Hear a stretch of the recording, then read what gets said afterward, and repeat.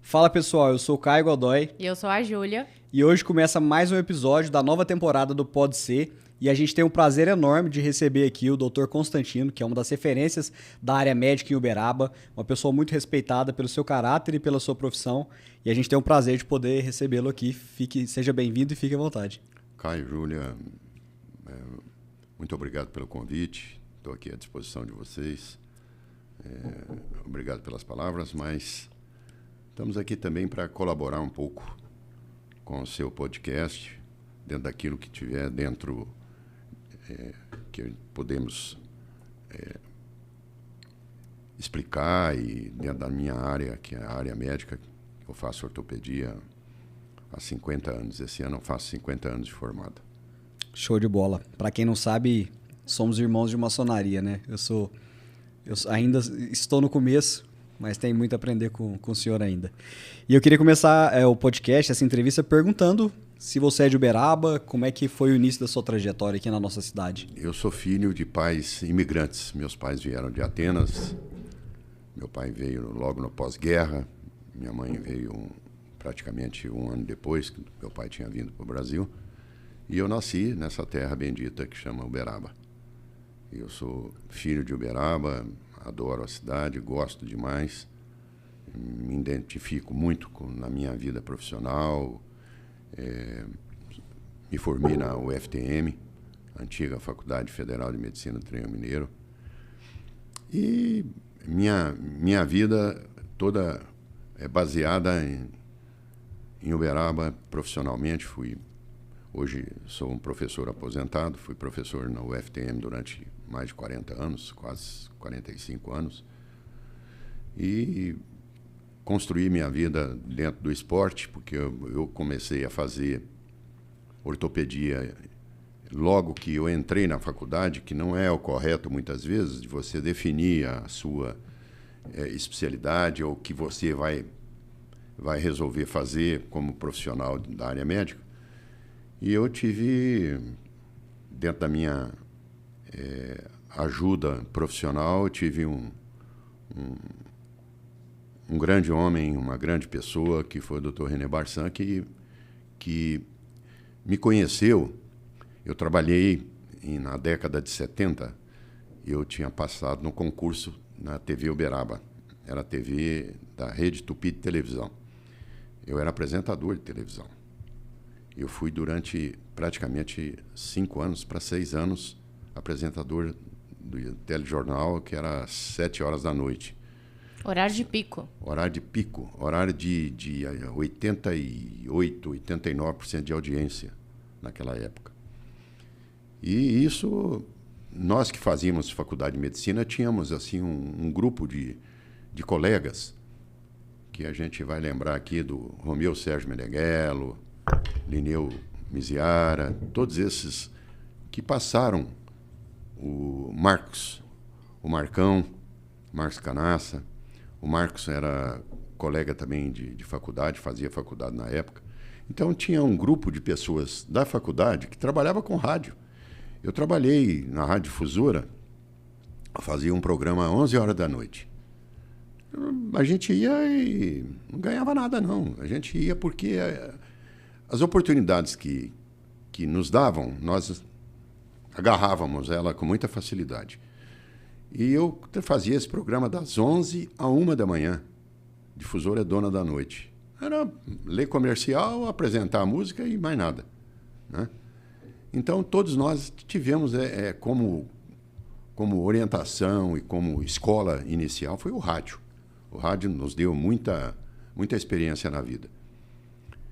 E a partir daí eu fiz o concurso de televisão e fui apresentador de televisão até me formar na época na faculdade de medicina. E teve facilidade para lidar? Porque não era a sua área de formação e...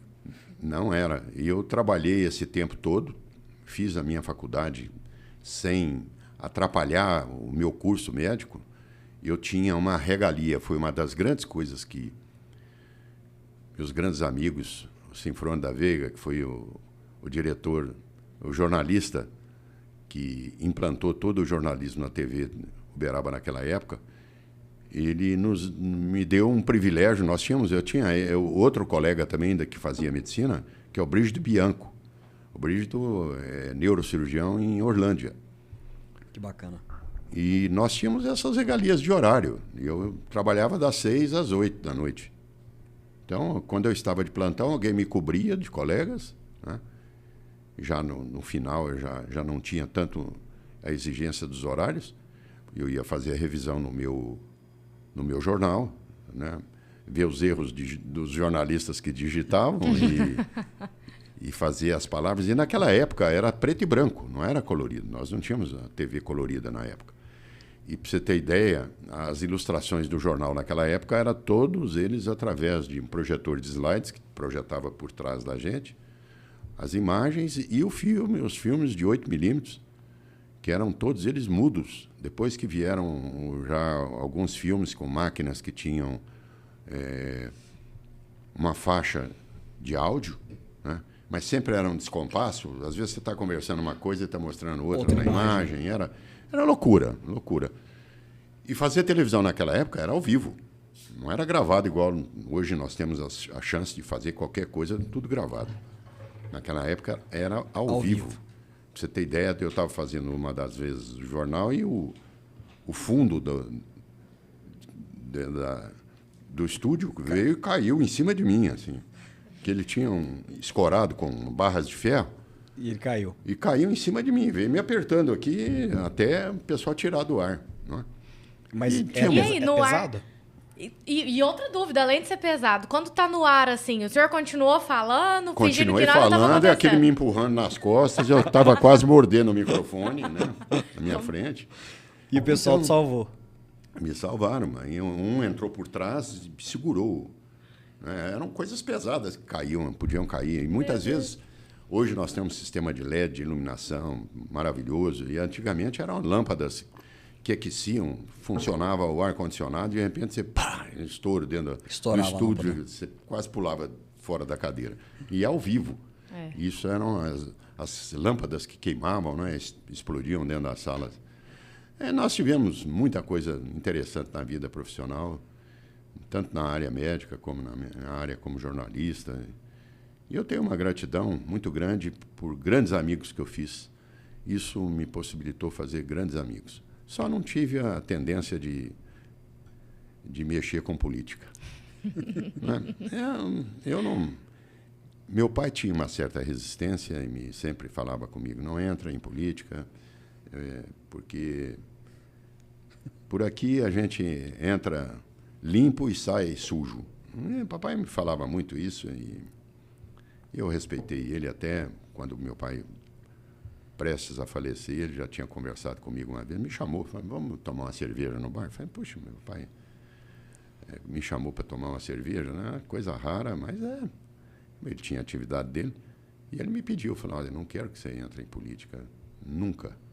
Faça o que você puder ajudar os outros, na sua profissão. Nunca esteja na linha de frente política, isso, né? Nunca na linha.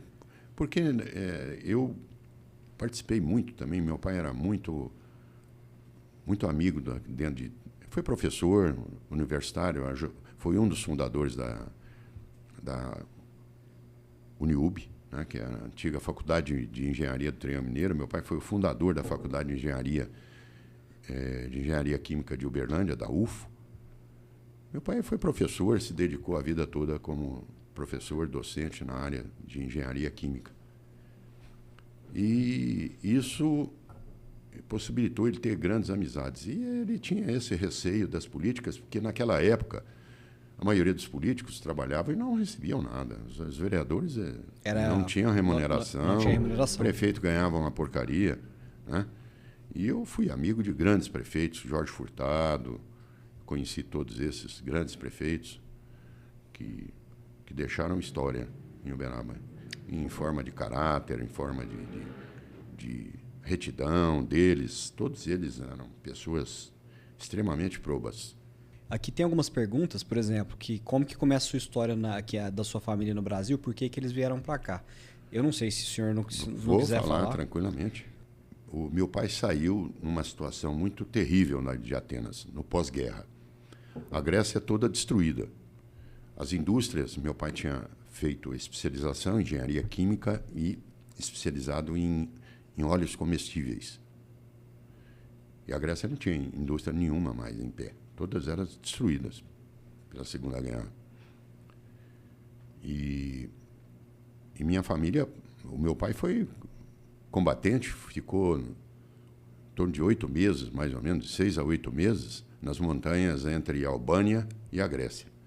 Por quê? Porque eles tentaram fechar o cerco no norte da Grécia, para não deixar entrar, os alemães entrarem pelo norte da Grécia. Porque no sul eles já estavam entrando pelo sul. E meu pai ficou 8 meses. Isso extremamente traumatizante.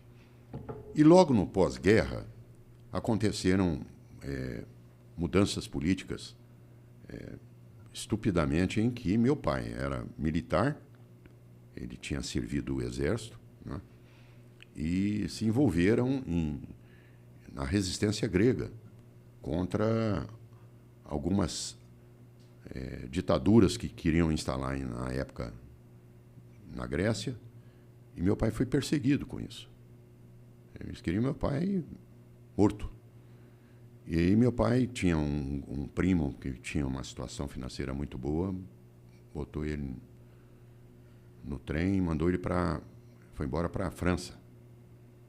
Depois da França, lá também tentaram pegar ele, não só ele, como outros gregos, né, porque a Grécia teve a guerra civil no pós-guerra. E infelizmente, foi trágico isso, porque alguns gregos, como todas as histórias, traíram os seus países. Sim. Eu me lembro do meu pai comentar que tinha um general famosíssimo lá da Grécia na época, e que eles pegaram ele dentro da igreja, casando a filha dele, atiraram nele, mataram ele, de pendurar ele de cabeça para baixo na praça central, na Grécia. O meu avô materno era delegado em Atenas. E meu tio, irmão da minha mãe, tinha acabado de formar também na Universidade de Atenas, formado em medicina. E foi para a guerra e nunca mais acharam nada. Tem histórias. Então, eu tenho muita coisa também de diários do meu pai. Da época, um dia ele escreve: eu comi uma glistrida, é uma folha que dá na beira dos túmulos, nos cemitérios, com azeite e um miolo de pão. E meia azeitona. Você imagina a dificuldade que eles não passaram, né? Eles passaram fome, sede, frio nas montanhas. Meu pai teve uma doença de pele provocada por falta de tomar banho, né? Porque era impossível. Impossível, né? Impossível. Você fica dentro. Tem uma história interessantíssima. Eles eram 4 amigos, 4 universitários que tinham formado na Universidade de Atenas. Meu pai mais 3 amigos. E numa dessas, na guerra, eles tiveram que sortear. Um tem que sair para buscar munição. E o sorteado foi meu pai. Meu pai saiu, foi buscar munição. Quando ele voltou, os 3 amigos dele estavam mortos. Meu Deus. Então tem coisas terríveis. E a guerra, só quem viveu a guerra, né? Só quem viveu, nós aqui estamos acompanhando de camarote a guerra, Ucrânia, Rússia, Israel. É terrível, gente. Fome, gente morrendo. Eu tenho um crucifixo que eu ganhei da minha mãe e continua comigo. Depois eu vou te mostrar esse crucifixo. Inclusive, o senhor já me mostrou, né? E eu não sei se ele está com você, que eu ia falar para o senhor mostrar. Esse crucifixo, minha mãe achou ele. É um crucifixo que está aqui comigo. Muito bacana, muito bonito. Esse crucifixo, o que acontecia nas casas que os alemães entravam nas casas das pessoas e pegavam todos os mantimentos. E esse dia que um desses soldados alemães estava provavelmente com a correntinha na mão e com o crucifixo. Né? Crucifixo é de algum judeu, com certeza. Com certeza. E eles pregavam tábuas nas janelas para eles não saber da intimidade dentro das casas. E minha mãe ficava olhando numa frestrazinha da janela o movimento deles lá. Aí viu que tinham 2 procurando para lá e para cá, para lá e para cá. Minha mãe, muito curiosa, saiu à noite e achou esse crucifixo. Então, ele está comigo aqui até hoje. Eu tenho até medo de utilizá-lo. Guardo ele como uma herança de família, né? Minha mãe que me deu, antes de falecer, também me deu de presente. Não, muito além do valor dele. Valor comercial não tem valor nenhum. Valor sentimental. Exatamente. Né? E o valor histórico dele, né? Para quem conhece a história. Exato. Exatamente. E dentro dessa história toda, meu pai foi um grande professor, deixou também um rastro de amizades Meu pai era muito querido no meio universitário, muito gentil com todos os alunos. E isso fez uma escola, né?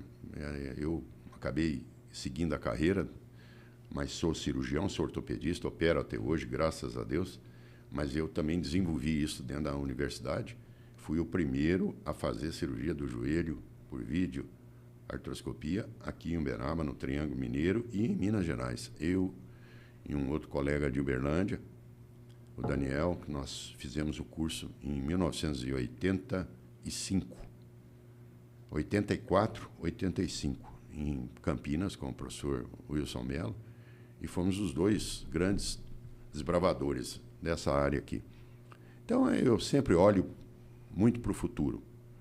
E isso que me permite ainda continuar trabalhando. Por quê? Porque se você não acompanhar a modernidade, exatamente, você se torna... se você não lê, é um hábito que todos nós, médicos, a maioria, com certeza, leem até hoje, né? Nós fazemos, por exemplo, programação de cirurgia daquilo que eu vou fazer. Aquilo que eu tenho na quinta-feira, vou rever meus pacientes, o que eu vou fazer na cirurgia, eu faço meu protocolo de desenvolvimento do tempo da cirurgia, o que eu vou fazer. Então, isso tudo você precisa estar sempre lendo. E a medicina está evoluindo monstruosamente. Hoje nós estamos já na área não só dos robôs, né, que é a cirurgia robótica, que está sendo criada. Eu já me preparei para isso, mas eu acho que vou deixar para os jovens trabalhar com robô. Não, mas né? o senhor ainda tem muita lenha para queimar ainda. Gosto muito de trabalhar. A área da medicina, assim, ela está se reinventando, inclusive com a inteligência artificial, que passa a ser usada para fazer diagnóstico, enfim. Recentemente teve até um estudo que mostrou, né, que a inteligência artificial, olhando as imagens de alguns exames, ela consegue detectar doenças na mesma proporção que os olhos bem treinados de médicos com décadas. O radiologista, ele tem um poder para poder fazer um laudo de uma imagem que ele está vendo em raio-x, em torno de 80%, 70%. A inteligência artificial chega a quase mais de 90%. Você vê que a inteligência... Nós temos que acreditar que existe um desenvolvimento. Agora, é aquilo. É um indivíduo que se forma médico e vai para o bem. E o médico que vai para o mal. O engenheiro que vai fazer o bem e o engenheiro que vai fazer o mal. Então, tudo isso, nós tivemos aí desastres terríveis aí de prédios caindo, desabando. Por quê? Erros de cálculo, safadeza em cima do que usar nas estruturas, né, que a gente pensa muito sobre isso. E como que foi para o senhor aqui em Uberaba, né, crescer aqui? Os seus pais vieram já casados da Europa e tiveram casados. Os filhos aqui. Exatamente. E como que foi, assim, crescer ouvindo essas histórias e até essa dualidade, né, de imaginar um ambiente em guerra e ter esse privilégio de viver numa terra tranquila? Como que foi esse crescimento e até esse entendimento que o senhor foi adquirindo ao longo dos anos? Meus pais meu pai, principalmente, que era professor universitário, ele adorava o Brasil. Ele sempre falava, o Brasil é uma terra tão protegida por Deus que ele varreu tudo da Europa, da África, da América e deixou tudo aqui no Brasil.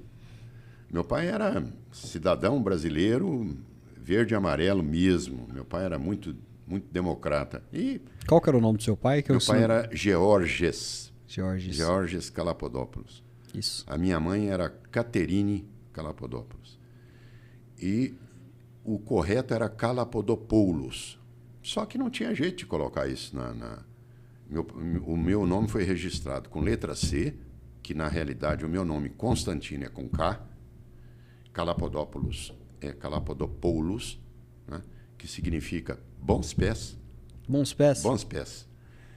E naquela época não tinha a letra K no alfabeto brasileiro, então não pôde registrar. E ficou com letra C, e muda nada. Eu sou cidadão, tenho dupla cidadania, eu sou cidadão grego hoje, consegui minha cidadania, meus filhos também estão conseguindo, meus netos, então todos estão...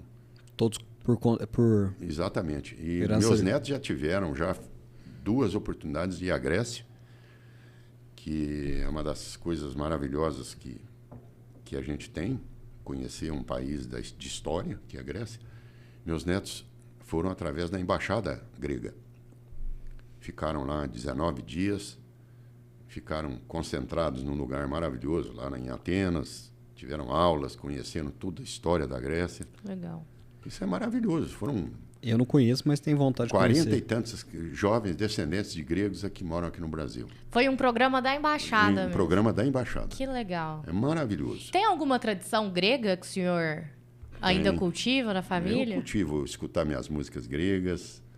Que legal. Escuto, mexe muito com a gente. Eu imagino. E a tradição grega é quebrar prato. Essa é uma tradição antiga. Em quais ocasiões assim os gregos quebram os pratos? Nas festas. É sempre numa festividade, sempre mas numa não festividade, nos casamentos, nas festividades. As histórias são muito conflitantes ainda sobre a história de por que quebra o prato. Numa dessas conversas com gregos, me contaram que uma das coisas que o grego quebra o prato é porque a briga com os turcos que existiam durante séculos, foram as brigas dos turcos com os gregos, e até hoje ainda, a Grécia tem a maior frota aérea de proteção na Europa, mais do que Inglaterra. Por quê? Por causa das ilhas gregas, que volta e meia tem invasão na ilha grega por parte dos turcos. Hoje, graças a Deus... É uma rivalidade que ainda existe. Uma rivalidade que existe. E o grego quebrava o prato para não deixar nenhum grão de arroz para o turco comer. Que loucura. Então ele quebrava o prato, se sobrasse um grão de arroz, ele quebrava o prato para não deixar ele comer. Essa é da história. Mas fala-se muito também sobre a felicidade, hoje os pratos que são usados são de gesso. São próprios para jogar no chão. Para jogar no chão, para não... Desperdiçar a porcelana. E a porcelana é perigosa, porque sai pedaços que podem machucar as pessoas. Né? E para quem não é da cultura e vê os vídeos na internet, então, né? A gente não sabe, né? A cultura grega ainda, a dança, meus netos aprenderam a dançar, a dança grega, que é maravilhosa. Tem uma das coisas bonitas na Grécia, que é o soldado que fica vigiando o túmulo do soldado desconhecido. Né? Tem uma troca a cada 2 horas, a cada 3 horas tem a troca do soldado. Então ele tem uma marcha típica, usa uma roupa típica, que nós chamamos em grego de tcholiás. É uma roupa, como se fosse um saiote com meia longa, né? Um sapato que tem um bico com vermelho, meio avermelhado. Maravilhoso. Isso sempre a gente tem isso. E eu curti muito isso na minha infância, porque meus pais cultivavam muito. E nós aprendemos a falar o grego na nossa adolescência, na nossa infância, porque minha mãe só falava em grego comigo, com meus irmãos e comigo. E muitas vezes eu tinha até dificuldade de levar meus colegas em casa, porque ela me chamava, falava em grego, às vezes os meus amigos pensavam que eu estava falando mal deles, alguma coisa. Leva esses meninos embora. E grego é um idioma muito complexo, né? Tanto que existe a expressão, né? Você está falando grego, de tão difícil que é para quem não é de lá, quem não é nativo, aprender. É muito difícil. O grego é muito difícil. É extremamente difícil. Não é fácil. As letras são diferentes. Né? E você vai na Grécia, a maioria dos endereços tudo escrito. Agora que a gente vê muitos escritos em inglês. Mas a pessoa apanha, tem que sair com... Hoje se você tem o translator hoje no celular, você não tem dificuldade nenhuma. Hoje você bate uma foto com o telefone, ele traduz o que está na foto. Exatamente. Né? Então, mas alguns anos atrás era bem mais complexo fazer essas viagens. Agora eu queria perguntar pro senhor se existe alguma história marcante assim dentro da área da medicina, né? Que você pode contar pra gente, porque penso eu que você é uma das referências, né, da área. E eu... Uma das vezes que eu fui na Grécia, eu fui conheci todos os museus que existem na Grécia. Eu procurei sempre me informar. Sentei em cima da pedra onde o apóstolo Paulo passou pela Grécia, quando ele foi no norte da Grécia, né? Uma das cidades no norte da Grécia que era uma perdição, homossexualismo, assassinatos. E ele foi lá levar o conhecimento de Cristo nessa época no norte da Grécia. E ele passou por Atenas. Então eu sentei nessa pedra. É surreal. É surreal aquilo que você vê dentro da história. Dentro daquilo que a gente viu muito na história grega, eu conheci um dos museus do Hipócrates. E eu tenho uma lâmina que nós usamos, ela muito em artroscopia, que é a lâmina 11, é um estilete. O Hipócrates já usava esse estilete na época dele para... Há muitos anos atrás. Há milhares de anos atrás. Exatamente. Né? O estetoscópio, tudo isso ele tinha. Então tem muita coisa maravilhosa que a gente viu.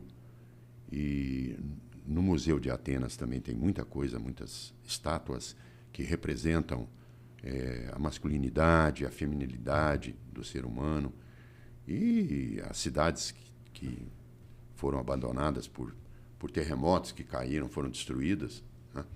Mas dentro da área médica, né, obviamente, fora dessa parte histórica, dentro da área médica tem alguma história que te marcou muito? Você atuando enquanto profissional, né? Como profissional, eu não tive a oportunidade, porque quando eu fazia faculdade, depois que eu me formei, nós não tínhamos essa facilidade que nós temos hoje. Hoje você pega um cartão de crédito e financia aí em 10 vezes, 20 vezes, vai aonde você quiser. Na época, eu fui conhecer a Grécia, para você ter ideia, em 1998. Em 98 que eu fui em Atenas, conheci minhas tias, que ainda estavam vivas, a minha tia Ana e minha tia Atiná, que é... Atiná é Atenas, é o nome Atenas. Athina, quando você fala Athina é a Grécia. Né? E em 2017, nós tivemos um imprevisto muito grande nas nossas vidas e nós fomos passear em Atenas em 2017 e minha mulher teve uma trombose intestinal e nós ficamos 45 dias dentro de hospital. E aí eu conheci a comunidade grega, conheci um cirurgião que se chama Constantino, você imagina, hein? E ele que operou minha mulher 4 vezes em Atenas. As coincidências da vida, né? E conheci esse centro médico, chama Centro Médico de Atenas. É um grupo de médicos que montaram vários hospitais na Europa inteira, são 10 hospitais, me parece, em 10 países diferentes. Na Grécia tem 2, e são estruturas de primeiro mundo. Né? Pra você ter ideia, minha mulher fez uma primeira cirurgia, foram 12 a 14 horas de cirurgia, toda ela por vídeo. Se não me engano, essa é a história que o senhor comentou comigo, isso lá na que o irmão maçom ajudou, né? Exatamente. Eu tive uma ajuda através, eu não esqueço disso, aqui o nosso grande embaixador é o Roberto Prata, que agilizou, provavelmente, a comunidade maçônica no exterior. E eu recebi um telefonema, que era 3 horas da madrugada, no terceiro dia de pós-operatório da minha mulher, e recebi um telefonema de um colega maçom falando em português comigo. Ele é neurocientista nos Estados Unidos, e o nome dele é Sigmund Cohen. A família Cohen é a família importantíssima em Israel, e ele colocou que tinha um avião já pronto, se eu queria levar minha mulher para Tel Aviv, Tel Aviv é o maior centro de cirurgia abdominal do mundo. Medicina em Israel é extremamente avançado. Avançadíssimo. Né? E teria um dinheiro para me repassar, para me fazer as despesas que eu precisasse fazer lá em Tel Aviv, que fosse ficar. Mas ele já sabia da evolução, que minha mulher tinha melhorado. Minha mulher estava já fora de perigo de ir a óbito. E isso me deixou muito entusiasmado pela ordem. Por que isso? Porque você recebeu um telefonema 3h da manhã de um irmão seu de maçonaria. Mas que não tem vínculo com que você, não tem né? vínculo nenhum. Conversando comigo fluentemente, em português. E se botando à disposição, é uma coisa é dádiva de Deus isso. Sem dúvida alguma. Sem dúvida alguma. E eu fiquei extremamente... E fiz amizade com ele, porque a família Cohen, parece que eles moram em frente ao Muro das Lamentações. E ali todos aqueles imóveis ali são cuidados por eles, pela família Cohen. E eu continuei falando, eu estou até já em gratidão muitas vezes da gente, e você vai se afastando, e já tentei falar com ele, não sei se ele mudou de telefone. Ele perdeu uma avó. O pai dele era a mãe israelita e o pai brasileiro. E ele foi para os Estados Unidos e fez neurociências. Sujeito cultíssimo, né? Muito culto. E são histórias que deixam a gente... Sem dúvida alguma, é algo que marca. Sem dúvida alguma. Você imagina ele colocar à disposição o hospital de Tel Aviv, que ele sabia toda a história, ele conversou com o médico lá em Atenas. A minha mulher teve chance de 1% de sobrevida e caiu nesse 1%. Graças a Deus. São coisas divinas. Então, isso mostra a força, obviamente, da maçonaria enquanto irmandade, né? Exatamente. Poucos acreditam nisso, né? Acham que é uma instituição que... a gente escuta de todo tipo de história. Todo tipo de história maluca, né? Mas, assim, o que de fato esse é um grande exemplo do que de fato é a maçonaria, né? E tem muitos irmãos que descrevem histórias aí de salvamento, de passar dificuldades, às vezes, numa estrada, com um automóvel, Sim. e você se identifica como maçom, né? Hoje nós estávamos tomando café, a turminha do café.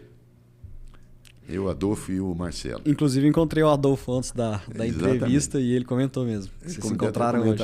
Com um colega que ouviu a palavra maçom e falou assim, eu sou maçom em Araguari. Você vê, se identifica. Se identifica, né? O sujeito vai e procura. Sim. Né? Ele era venerável, está mudando para Uberaba. Eu falei, já estamos levando ele para a nossa loja. Para nós, já. Né? Não, bacana demais. Eu sou novato, né? Enfim. Você é novato? Não, você já é um maçom. Já sou maçom, mas... maçom formado, já da sua própria... Ainda sou um aprendiz, mas eu já... Do jeito que você foi criado, educado, então você já é um maçom. Muito obrigado, fico feliz. Dentro dessa sua trajetória nas universidades, né, essa sua ligação com a educação, qual que foi o maior aprendizado de todos esses anos de sala de aula? Respeitar o próximo. Esse é o grande aprendizado. Por quê? Eu tive um grande amigo dentro da faculdade, que já se foi também. O Zé Wagner sempre falava para os residentes, porque eu fui para a ortopedia, eu entrei na reumatologia depois que eu fui para a ortopedia. E o Zé era muito assim, muito correto com as coisas, daqueles amigos corretos. Sim. E ele falava para o residente, se você desrespeitar um paciente, quem vai embora é você. O paciente entrou aqui, ele tem razão em tudo. Quando o indivíduo vai procurar um médico, ele está procurando alguma solução para ele. Ele não vai à toa. Ele não vai à toa se sujeitar a descrever os problemas dele. E muitas vezes ele acaba descrevendo problemas íntimos, né? De foro íntimo, ele leva para você no consultório. Quantas vezes eu já tive pessoas que foram lá, tiveram muito mais liberdade de falar dos seus problemas íntimos do que daquilo que estava trazendo transtorno para ele. Hoje eu faço joelho, 100% dos meus pacientes. Então, muitas vezes a pessoa leva isso. E eu aprendi isso com meu pai também. Meu pai era um daqueles ortodoxos. Meu pai era ortodoxo. A mãe dele era católica. Ela veio aqui. Eu conhecia a minha avó paterna, que ela veio aqui para o nascimento do meu irmão. Eu já tinha 5 anos de idade. Meu irmão nasceu... Quando nós temos diferença aí de 4, 5 anos de diferença. E ela veio aqui no Brasil e ficou aqui 8 anos aqui no Brasil. E minha avó só falava em grego comigo. E aí foi uma das coisas que nós aprendemos também. E desculpa até, né, sair desse tema, mas assim, eu queria perguntar sobre a resiliência do seu pai. Ele era uma pessoa muito resiliente, porque ele passou por tantos momentos difíceis, né? Muito, muito. E ele Muita gente falava... meu pai tinha um apelido de Gregão, professor Gregão. Falava, o Gregão está cheio de problemas psicológicos por causa da guerra. Meu pai teve um problema psicológico, ele foi cortar um fio de telefone, né, sabotar. Foi fazer isso para eles não se comunicarem com os alemães. E ele caiu de costas na neve, mas caiu de costas, de uma escada alta. E isso deixou ele... E quando se falava, a gente brincava com o papai, pai, quantas pessoas o senhor matou na guerra? Nossa. Né? Ele não gostava nem de falar. Não, então, Pra você ter uma ideia, meu pai pegou uma arma, a Luger. Você deve ter visto falar já da Luger alemã. Né? Que era uma arma... Já ouvi falar porque assim, a minha geração jogou muito videogame, então assim, a gente sabe por causa disso. E a Luger, meu pai pegou uma dessas Luger e colocou ela dentro de um plástico e enterrou ela no pós-guerra, no quintal da casa dele, onde ele morava, em Pireus. Era um Porto de Santos hoje, Pireus. E depois minha tia botou dentro de uma caixa de um recipiente de azeitonas, cortou, abriu, botou a arma lá dentro e vinha através do navio na época, né? E essa Luger depois, na época de 64 aqui, meu pai morria de medo, esse foi um dos traumas que ele tinha, pegou a arma e jogou fora. Se desfez dela. Se desfez dela. Olha que bobagem. Que pecado, né? Pecado. Uma Luger hoje... Não, ela vale muito dinheiro, mas tem todo um contexto histórico dela, né? Exatamente. E dentro da família, a família do meu pai era uma família de boas posses, porque a família era industriais, os pais do meu pai tinham uma indústria de comestíveis, uma indústria de massas. Então era uma família muito tradicional. E minha mãe não, minha mãe era uma família mais humilde. E depois que vieram para cá, tiveram dificuldades terríveis aqui, né? Nós moramos onde era... A realidade mudou completamente, né? Meu pai, quando chegou no Brasil, desceu do navio e achou que ia ter uma banda de música esperando ele, amigos com bandeirinha, né? Todo mundo sendo recepcionado e meu pai esperando alguém. Não tinha ninguém. Para onde eu vou? Meu pai falava francês, mais nada. E o grego. Não falava nada de inglês. E até ele depois se naturalizar brasileiro, atualizar o diploma dele de engenheiro químico, foi uma dificuldade tremenda. Eu imagino. Eu não tenho esse espírito. Eu não sei como as pessoas, esses imigrantes, conseguem ter isso na cabeça e sair de um país totalmente seu e ir para um país desconhecido. Principalmente naquela época, né? Meu pai teve 2 oportunidades. Ele saiu, eu tinha contado isso anteriormente, ele saiu de Atenas e foi para a França. Na França eles tentaram pegá-lo. Foi para Portugal. Tinha esse tio que era muito bem financeiramente e custeou a viagem do meu pai para o Brasil. Lá em Portugal perguntaram para ele se quer ir para a Austrália ou para o Brasil. Ele falou que quer ir para o Brasil. Para o Brasil. Porque a Austrália, depois de Atenas, a cidade que tem mais, o país que tem mais gregos é a Austrália. Tiveram muitos imigrantes, foram da Grécia na época, no pós-guerra. Foram para a Austrália e fizeram uma grande comunidade. Para você ter ideia, de ter os 700, 800 mil gregos na Austrália. Na Austrália. Deve ser, então, a segunda maior comunidade fora do país. É a segunda maior comunidade grega. E o Brasil, terceira? O Brasil tem muita gente também, muita gente. Entendi. E voltando para a área médica, é muito além, né, de você ter lecionado, eu queria saber sobre a importância, como que você enxerga os cursos de fisioterapia aqui em Uberaba, né? Porque você foi um dos precursores. Eu fui um dos fundadores. Exatamente. Junto com o Zé Wagner, nós fundamos o curso da Uniub. Trouxemos os melhores professores da USP de Ribeirão para cá. E hoje isso foi fundamental para a cidade. Um grande mérito disso é do professor Marcelo Palmeiras, sem dúvida. Ele investiu em cima de tudo isso e trouxe os melhores professores de fisioterapia. Basta dizer que o curso de fisioterapia era o mais concorrido. Naquela época não tinha o curso de medicina. Né? Entendi. E dos três filhos meus, 2 fizeram fisioterapia. Fisioterapia. Mas aí depois tiveram a chance de migrar para a medicina, foram para a medicina. Entendi. Então é um legado que faz parte da sua história também, né? Faz parte da nossa história. E é fundamental para o Uberaba. Fundamental. E com isso, depois foi fundado o curso de fisioterapia na UFTM, fui professor lá também. E hoje, para você ter ideia, a experiência que nós tivemos como docente dentro da área de fisioterapia, principalmente eu tive que estudar a fisiologia do esforço, né? Primeiros socorros, todas essas disciplinas da área médica, nós dávamos e demos um curso durante muitos anos de medicina esportiva dentro da fisioterapia. E hoje eu fui convidado, nós somos um grande irmão nosso de loja também, que é o Sérgio Prata. Ele foi convidado também pela diretoria da UFTM, nos convidou para ser professor convidado do curso. É a 4ª faculdade do Brasil que vai ter curso optativo de medicina esportiva. Para você ter ideia, todas as vagas já estão preenchidas. Que legal. A quantidade de alunos que a gente vai ter. E é a coisa do momento, a medicina esportiva. Eu fui autodidata em medicina esportiva. Na minha época não existiam cursos. Né? Esse termo não era tão comum, né? Não era. E eu aprendi lendo, estudando, e com isso me tornei médico do esporte. Trabalhei no Uberaba Esporte mais de 50 anos. Exatamente, esse é o assunto que nós vamos entrar agora. Como que começou essa ligação com o Uberaba Esporte? Começou com o Uberaba Esporte porque eu conheci o Dr. René Barçan.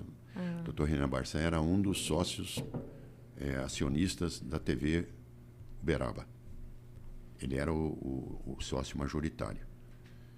E ele ficou sabendo que eu era acadêmico de medicina e foi lá me conhecer um dia no estúdio. Logo que eu já estava trabalhando no estúdio, ele foi lá me conhecer e perguntou para mim se você é acadêmico de medicina. Eu falei, eu sou acadêmico de medicina. Você já viu cirurgia ortopédica? Eu falei, não tinha visto ainda. Isso já no primeiro para o segundo ano.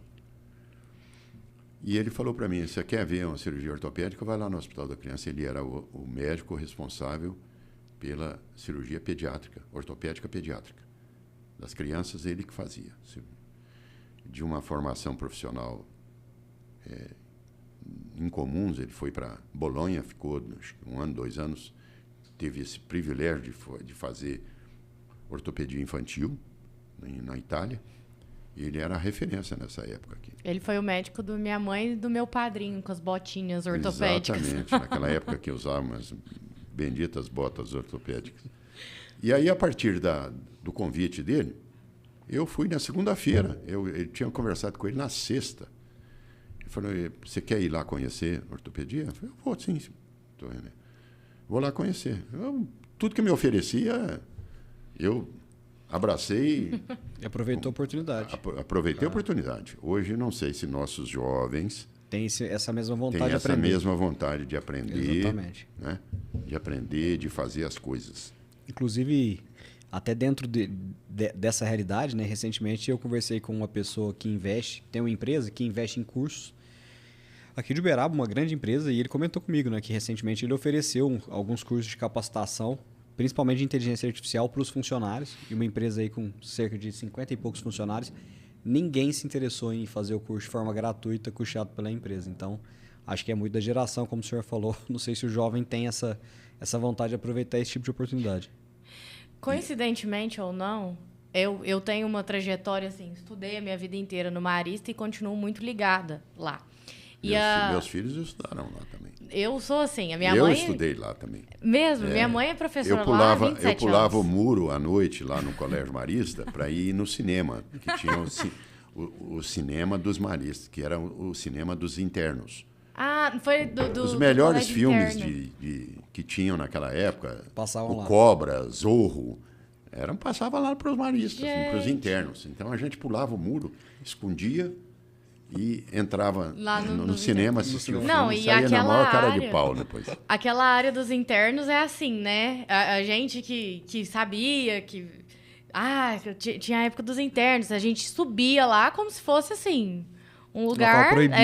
Maravilhoso. Exatamente. E a gente a coordenadora, assim, lógico, né? Eu tô começando a minha carreira, eu tenho 22 anos, mas a coordenadora tinha me chamado. Ela falou, Júlia, eu preciso de alguém que não seja um adulto falando com um jovem, porque eu preciso que esses meninos entendam, assim, que eles precisam de fazer as coisas, sabe? Eles precisam de... O Marista tem esse perfil, né? De oferecer coisas além do acadêmico. Então, assim, você precisa de falar para eles movimentarem, para aproveitar a oportunidade. E, assim, foi uma conversa ótima com a turma, mas você vê que... Eu sou dessa geração e, às vezes, né, estranho. Existem alguns estudos que mostram que as gerações, com o passar das gerações, elas costumam ser mais inteligentes do que as gerações passadas. E que existe uma grande probabilidade dessa última geração quebrar esse ciclo, né? E ela ter um amadurecimento e uma capacidade mental menor do que a anterior.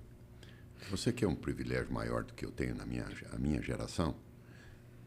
Eu nasci em 49. Década de 50. Peguei todas as mudanças dessa década de 50. Década de 60. Mudanças terríveis. Década de 70. Beatles. Né? A gente usava o cabelão mais compridão, calça boca de sino. Né? Eu já fui no show do Paul McCartney, dos Beatles eu não consegui. Me arrependo extremamente de não ter ido No show. Mas e tinha os colegas nossos aqui que começaram a fazer os violões, as guitarras, igual os Beatles fizeram. As guitarras foram feitas por eles. Sim. Você imagina os Beatles hoje, na qualidade de música que eles conseguiram fazer durante todos esses anos, com os equipamentos que nós temos hoje aqui. Você imagina hoje, com essas câmeras, com todos esses equipamentos que nós temos hoje, a qualidade de música que sairiam. E você tem, dentro das gerações, década de 70, década de 80, década de 90. 60, 70 e 80 são as décadas de ouro. A década de 80 é a década de ouro. E depois, o que a gente fala? A década de 90, 2000... E aí, paramos. Eu sou suspeito para falar, porque eu também gosto muito das músicas, dos carros antigos, enfim. Eu nasci em 95, né? Mas eu gosto muito da cultura que a década de 90 e 80, principalmente dos artistas, enfim, eu acho fantástico. Só que aí, dentro dessa cronologia e dessa história, qual foi o momento mais marcante assim, que o senhor se lembra no Uberaba Esporte? Porque provavelmente por participar do time, né?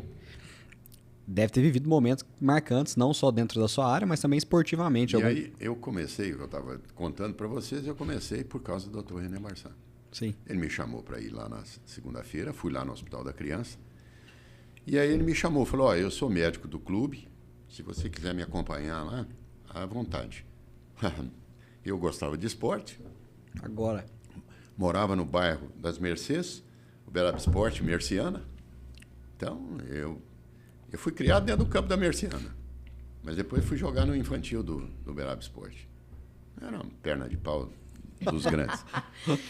E aí o Dr. René, médico do clube, me colocou lá dentro do Uberaba Esporte e eu fui acompanhando como estudante, fui para a residência, voltei, depois mudaram os diretores, mudaram tudo lá dentro do Uberaba Esporte. A época de ouro do Uberaba Esporte, que eu me lembro, foi a época do Valtinho, que foi um grande diretor também, pai de um colega nosso, médico também. E a época que o René Barçan também era diretor do Uberaba Esporte, a época 78, 79, 90, 80. época onde tinha Tonzinho, onde tinha... Essa época eu não... A época de ouro do Uberaba Esporte, né? Eu não acompanhei, né? A minha época de ouro do Uberaba foi a Série A do Campeonato Mineiro. Vi grandes jogadores, eu vi grandes jogos aqui, eu vi Botafogo jogar com Garrincha, eu tenho fotografia com Pelé no Uberabão, na década de 1973. Eu era acadêmico de medicina, já trabalhava na televisão, né, em 73, trabalhava na televisão e ainda acompanhava o Uberaba Esporte. Então, se mandasse eu pular lá de cima do prédio, eu pulava, tranquilamente. Eu fazia o que me dava de chance, eu aproveitei. Excelente. Eu aproveitei muito mesmo. E isso foi o grande trunfo na minha vida. Eu fiquei 50 e tantos anos no Uberaba Esporte. Operei muitos atletas.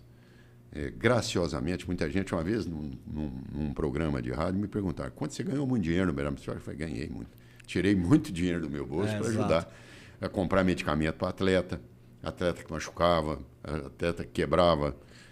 Aonde eu ia comprar? No Uberaba Esporte não tinha dinheiro, nada.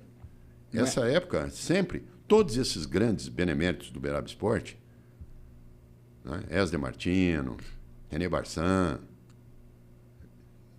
eu não vou ficar citando, senão vou esquecer. Tanta gente, tiravam dinheiro do bolso para ajudar no Uberaba Esporte. Vinha lá uma sacolinha no jogo, vinha uma bandeira do Uberaba Esporte, iam lá e o pessoal jogando dinheiro lá dentro para ajudar o clube. Ajudar o clube, bicho para os jogadores que ganhavam o jogo. E hoje a situação é pior ainda, né? Porque o clube a situação é terrível hoje. Porque hoje o Uberaba, além de passar dinheiro, pela mesma dificuldade, ninguém, não tem patrimônio. Não tem patrimônio, perdeu todo o patrimônio. Né?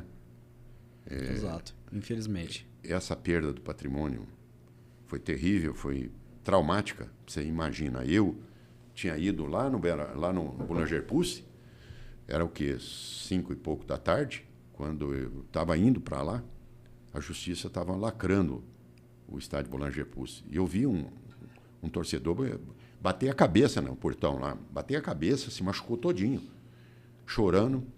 O Uberaba Esporte estava começando a perder o patrimônio naquela época. Infelizmente. Né? Tivemos políticos que prometeram muita coisa para o Uberaba Esporte. E nada aconteceu. Eu duvido que eles durmam com a consciência tranquila. Duvido. Por quê? Porque o Uberaba Esporte representa o nome de uma cidade. Né? Nós temos o concorrente, o Nacional, como ajudei também o Nacional, do mesmo jeito. O Jorginho Mauad, que era meu grande amigo, que era médico do Nacional, quando tinha problema de joelho, Jorginho, Constantino, vê para mim esse atleta. Operei vários atletas do Nacional. Nunca cobrei um tostão deles. Nunca. Eu quero um jogador que fala que eu cobrei. Nunca cobramos. Fizemos isso e depois deixei discípulos aí que trabalham hoje na área de medicina esportiva, que nós fizemos lá na universidade, na Uniub, mais de 100 cirurgias em atletas através da FUNEL. Que bacana. E o futebol é um esporte, né? Tão precário financeiramente. Precário. Se você tem atletas de fim de semana que choram, chegam para você e choram. Falam assim: eu não estou conseguindo fazer nada mais. Eu gosto de jogar bola. E aonde que ele vai operar? Aonde? Cirurgias. O custo hoje operacional de uma cirurgia altíssimo. Exatamente. Né? E já operamos muitos atletas, paga o hospital, nós te operamos. Eu e muitos outros colegas que fizeram isso. Parabéns.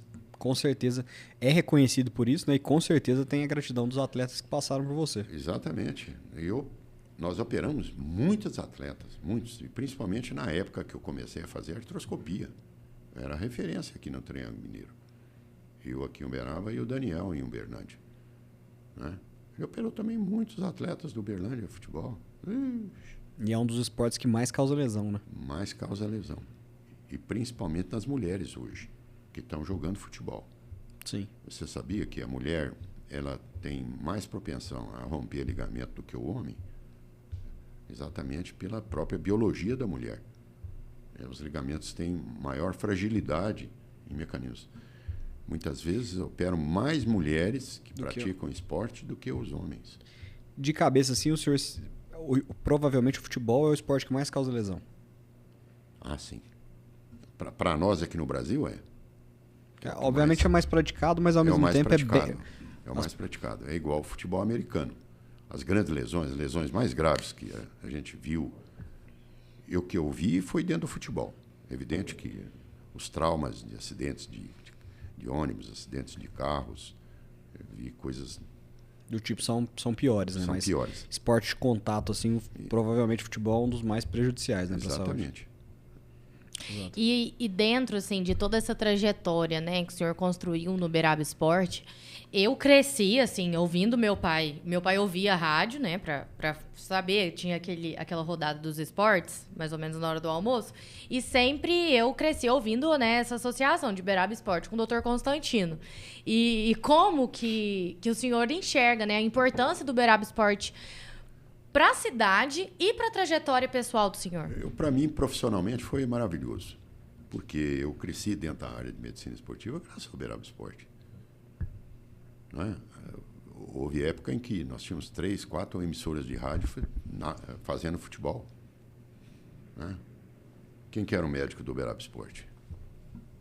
Obviamente o nome, além da prática, né? Citado, mas exato. Né? Nosso nome era citado. Eu tenho umas boas lembranças. Valtinho Barbosa, grande diretor do Uberaba Esporte. O departamento de médico hoje foi graças a ele e ao Luciano Rangel. 2 que investiram no departamento médico. Que acreditavam na área. O Valtinho deixou arrumado, praticamente fez uma construção ali, atrás, onde era a arquibancada do Uberaba Esporte, do outro lado, onde hoje tem um supermercado. E ali era o departamento médico. Eu tenho vídeos gravados. Eu levava os estudantes de medicina, os meus alunos da UFTM, iam me ajudar lá a fazer pré-temporada. Nós íamos fazer exame clínico, todos os atletas faziam os exames de laboratório. Eles me ajudavam lá, na maior paixão. Que bacana. Né? Na maior paixão. Eu quase queria matar o Zé Wagner uma vez, porque ele tinha a sobrinha dele, a doutora Lara, que é uma excelente profissional ortopedista na área de cirurgia de ombro. E eu falei com o Zé Wagner, falei, Zé Wagner, eu vou levar a Lara, vou botar ela no banco do Uberaba Esporte um dia. Ele vai matar o Luiz Cecílio, o pai dela, que é diretor do Nacional. Sensacional. Vai ficar doente, ver a filha lá no banco do Uberaba Esporte, com a camisa do Uberaba Esporte, né? Eu tenho certeza que meu pai vai ficar doente assistindo essa entrevista, porque meu pai é mão preta, ele vai falar assim, Júlia, vocês falaram demais de Uberaba Esporte. Porque ele assiste, ele fala, fala menos. O Nacional tem belas histórias. Sim. Eu já levei até pedrada da torcida do Nacional. Já? Uma vez no Uberabão, o Uberaba ganhando o Nacional, eu fui atender um atleta, inclusive, do Uberaba Esporte, e depois atendi um atleta do Nacional, porque logo em seguida eu fui atender o do Uberaba Esporte, e o atleta do Nacional caiu ali, eu fui atender ele também. Me jogaram pedra. Que loucura. Coisas de esporte, coisas de futebol. Essas histórias folclóricas do futebol, né? Folclóricas. E dentro do futebol, qual que é o time de coração do senhor? Obviamente, além do Uberaba, né? O meu de coração é o Uberaba Esporte mesmo. Né? Mas antes de trabalhar no Uberaba, torcia por algum? Eu, corintiano. Corintiano? Nunca imaginei. Corinthians e Vasco, você imagina. Por quê? Porque eu vi o timaço do Vasco da Gama jogar aqui em Uberaba. Qual? Na década de 90? Década de 70. Ah, não, então. Porque depois de 98, 99 não teve mais, O centroavante né, da infelizmente. seleção brasileira era o centroavante do Vasco. Sim. Vavá, era louco. Depois, que beleza. Flamenguista e palmeirense. Mas do Vasco eu gosto bastante. Vi o São Paulo jogar aqui, vi o Corinthians jogar aqui, vi o Botafogo jogar com Santos, com Zagallo, Garrincha, Didi, Quarentinha. Eu vi esse time jogar. Porque eu tinha um vínculo, olha como as coisas são. Eu tinha um vínculo com a família de gregos aqui. Tinha uma outra família de gregos que moravam aqui, que tinha uma sorveteria chamada Kineve. Isso aí vocês não vão lembrar. Não lembro. E eles conseguiram fazer exclusividade, eles que levavam picolé para dentro do estádio Boulanger Pucci. Que legal. Então eu ia na perua de Kombi deles, eu era moleque, menino, ia com eles lá, ajudava a vender picolé e ainda assistia os jogos de futebol. Eu vi todos esses jogos. Né? Esses foram jogos históricos, né? Infelizmente o Uberaba hoje passa uma dificuldade, o Uberaba é nacional, uma dificuldade esportiva muito grande. E vão continuar, infelizmente, porque falta dinheiro, falta estrutura. Exato. Né? E fora da Nós perdemos o Boulanger Pucci. Você sabe onde nós ficamos? Nós ficamos ali debaixo das arquibancadas do Beirabão. Muito tempo, quase um ano, nós ficamos ali. Eu atendia os atletas ali, os atletas iam treinar. Olha as dificuldades que nós passamos. Nós perdemos no nosso lugar de trabalho. Que loucura, né? Loucura. Pensar que um clube loucura. que a torcida um clube que tem em Uberaba. Da potência desse, perder um estádio por uma dívida idiota, uma dívida que qualquer um solucionava isso aí tranquilamente. Se você parar para pensar na dimensão do Uberaba hoje, do tamanho do município, nós temos clubes com cidades menores que hoje estão na Série A. Se não me engano, o Mirassol, né? Mirassol. Me corrija. O Mirassol... Bragantino. O Bragantino, obviamente, já tem uma tradição, né? Hoje é o Red Bull Bragantino, mas... Exatamente. O Mirassol, um município do tamanho de Uberaba, está na Série A do Campeonato Brasileiro em 64 mil habitantes. O Vitor que está aqui falou para nós. E nós estamos numa cidade com mais de 350 mil habitantes e o clube não consegue jogar uma Série A de um campeonato estadual. Agora, você vê que o futebol, como é difícil. A nossa co-irmã aqui, nossa cidade vizinha aqui, né? Cidade que muito já maior. me fizeram né? tanta gozação, porque todas as vezes que eu sou convidado a fazer palestra lá em Uberlândia, participar, tenho um vínculo muito grande com os colegas ortopedistas de lá, porque a minha formação foi em Ribeirão Preto, eu fiz pós-graduação na USP, e muitos deles lá foram também alunos da USP, e a gente tinha um intercâmbio muito grande, e sempre fomos muito grandes amigos. E brincavam com a gente. Uberaba é uma cidade privilegiada, tem um Carrefour em Uberlândia, tem outro em Ribeirão Preto. Sacanagem. Tem 2 né? Carrefour, né? Sacanagem faziam isso. Sacanagem. Tem um grande amigo, o Roberto Canto, que ele já começava a palestra dele já dando uma cutucada. Em mim, né? Hoje essa rivalidade, ela... Não existe. Hoje Uberlândia tem 1 milhão de habitantes. Não adianta falar. Inclusive o próprio uberlandense não fala muito disso mais. Não fala mais. Isso não tem nem comparação. E hoje a própria geração que foi criada agora dentro de Uberlândia, eles têm outros horizontes para pensar. Não vão pensar em... Né? O uberlandense costuma se comparar muito hoje com o Ribeirão Preto. Né? Hoje sem dúvida. Mas fora da medicina e do futebol, o senhor tem algum lazer que você gosta, seja cinema, música, o que você gosta de fazer no dia a dia? Eu gosto de música, gosto de ler, leitura, gosto de ler meus livros técnicos. A gente cria esse hábito. E o hábito, se você não vai lá na sua biblioteca e mexe um pouquinho em algum livro, né? Eu gosto mais de música. Eu adoro música e tinha o que eu gostava muito, que era a rádio, né? Rádio e televisão. Depois eu fui para a minha profissão e eu não quis misturar as duas coisas. Porque nós tivemos colegas médicos, ortopedistas, tem um ortopedista que era da Rede Bandeirantes. Que seguiu, né? Que seguiu a carreira, comentarista de futebol, que nós trouxemos ele aqui, inclusive, uma época que eu comecei dando aula na Faculdade de Educação Física. A Faculdade de Educação Física foi fundada na década de 80. Eu já dava aula lá. Eu já comecei na década de 80 a dar aula. Depois que eu fui para fisioterapia, depois fui para a Faculdade de Medicina. Então... esses são os maiores hobbies, né? São hobbies. Mas eu aprendi uma coisa em ortopedia. É ferramentaria. O ortopedista tem que ter habilidades, tem que saber pegar um martelo e bater um prego, senão chave de fenda para parafusar. Parafusar, exatamente. Exatamente. Então, eu na minha casa, eu faço tudo. Dificilmente, eu só não gosto de mexer na parte elétrica quando você vai mexer com energia, tomar choque, né? Não é subir em escada, isso eu não faço mais. Exatamente. Mas eu faço tudo. Eu cuido do meu material, eu tenho pinças até hoje, que eu comprei na década de 80, em 84. As pinças todas da alemãs, né? E eu comprei o equipamento junto com o Fernando, que foi um grande companheirão também. Nós começamos a artroscopia juntos, fomos para Campinas fazer. A gente fazia o bate e volta toda segunda e toda sexta em Campinas. Vai fazer isso hoje. Põe um jovem hoje para fazer o que nós fizemos, correr atrás. Nós compramos o equipamento e ele falou, eu vou arrumar o curso para vocês. E nos arrumou, nos indicou no Melo. Esse ano eu fiz uma homenagem, nós tivemos em março, abril, nós tivemos um simpósio, que era o 40º simpósio do professor Wilson Mello. Eu fiz uma homenagem para ele, porque eu achei que todo mundo ia esquecer disso aí. E fizemos uma homenagem para ele dos ex-estagiários, fellows dele, que fizeram lá. E juntamos um monte de gente lá em cima, pegamos ele de surpresa. Muita gente compareceu? Muita gente compareceu. É um curso, hoje, é o primeiro curso paralelo da Sociedade Brasileira de Cirurgia do Joelho, que é Campinas, né? Nós temos aqui Ribeirão também, que é um grande professor também, que foi o Kifuri. O Kifuri está hoje nos Estados Unidos. Mora lá, reside lá. Mora lá. Ele mudou com a família para os Estados Unidos. Hoje trabalha nos maiores serviços de cirurgia do joelho do mundo. Não, muito bacana.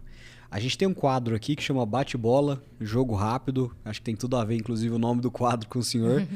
E eu queria... Que é um quadro que a gente faz as perguntas para o convidado e o convidado responde de forma dinâmica, né? De forma curta, com uma frase ou duas. E eu queria começar te perguntando, clínica médica ou cirurgia? Cirurgia. Uma comida grega, que é a sua preferida? O pasticcio. E o que é o pasticcio? O pasticcio é uma torta de macarrão grosso com carne moída e um soufflé de queijo por cima. Maravilhoso. E o moussaka. São os 2 pratos preferidos. E hoje você vai na Grécia, é pasticcio e moussaka. Tem. Bacana demais. Uma inspiração? A minha profissão. A minha profissão foi uma grande inspiração na minha vida. E fazer com muito carinho e muito amor. Bacana. Se fosse para o senhor se definir em uma palavra? Um vencedor. Bacana. O melhor conselho que o senhor já recebeu? E não vale o do seu pai para não se envolver com política. Seja honesto na sua vida. Show. A profissão nossa precisa muito disso. Bacana. Porque o dinheiro fascina as pessoas. Muito. Seja honesto. Se pudesse voltar no tempo, faria alguma coisa diferente? Profissionalmente, provavelmente não. Eu seria ortopedista. Eu era para ser cirurgião cardíaco. Mas não tive essa oportunidade que eu tive, que o Dr. René me deu. Então, provavelmente, e aí eu defini. Logo no segundo ano, eu vou fazer ortopedia, acabou. Acabou. Não, legal. Tem uma pergunta que a gente faz para todos os convidados aqui. Obviamente, com você não seria diferente. Qual frase estaria na sua lápide?